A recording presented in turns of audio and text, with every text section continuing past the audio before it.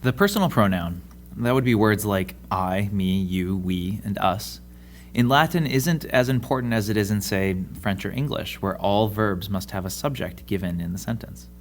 For Latin, like for Spanish or Italian, the subject isn't necessary every time. So say we have two verbs, porto and portas. Even when you're speaking these verbs, you can identify who is doing the action based on the ending of the verb. Porto is I carry, while portas is you carry. If we were to put personal pronouns in front of each verb, we would have ego porto and tu portas. Using the ego and tu here is often only reserved for when you really want to emphasize the subject. So in a normal sentence, the ego and tu would not be present.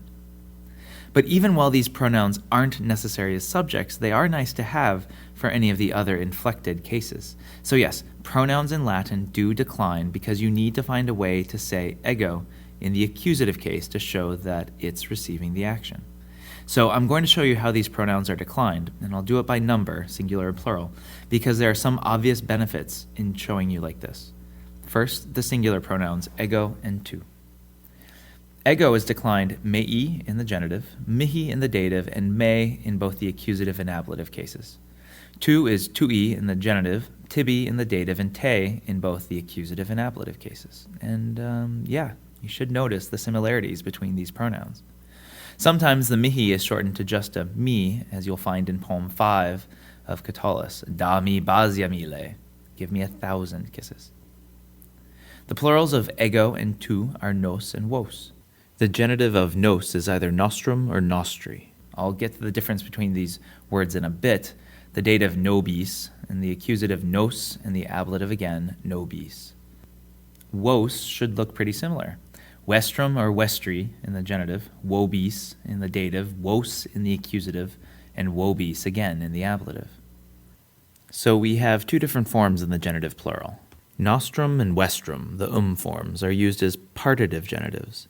That means they are used afterwards, denoting something that can be divided up. Here's an example. Pars nostrum, part of us, or unus quisque vestrum, each one of you. Here, the primary noun is divided up by the genitive.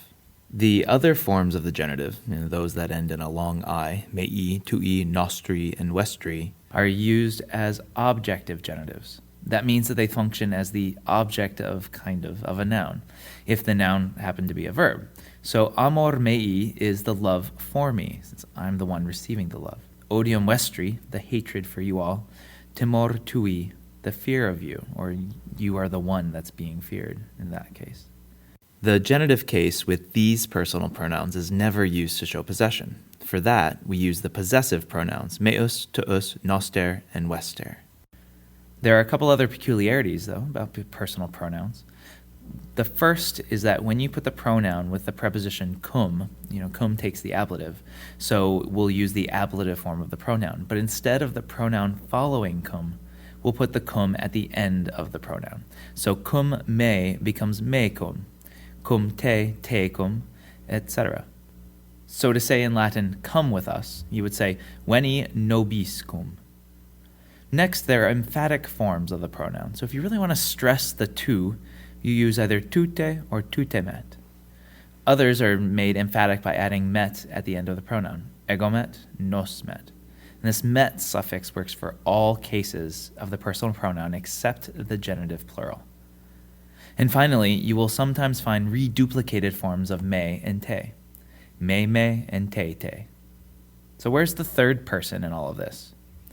Latin prefers to use demonstratives, words like hic and ille or is, instead of a third-person personal pronoun. Those forms are more specific because they identify the gender of the person, while ego, tu, nos, and vos don't identify the gender. But because of this, these demonstratives have a lot more forms than our typical personal pronouns. It shouldn't seem strange to you by now that the pronoun is declined, and it's important to know all of its forms, either by memorization or learning through repetition and exposure. We have inflected personal pronouns in English, too. I is the subject form, but me is the object form. We is the subject, but us the object. Latin isn't so foreign after all, is it?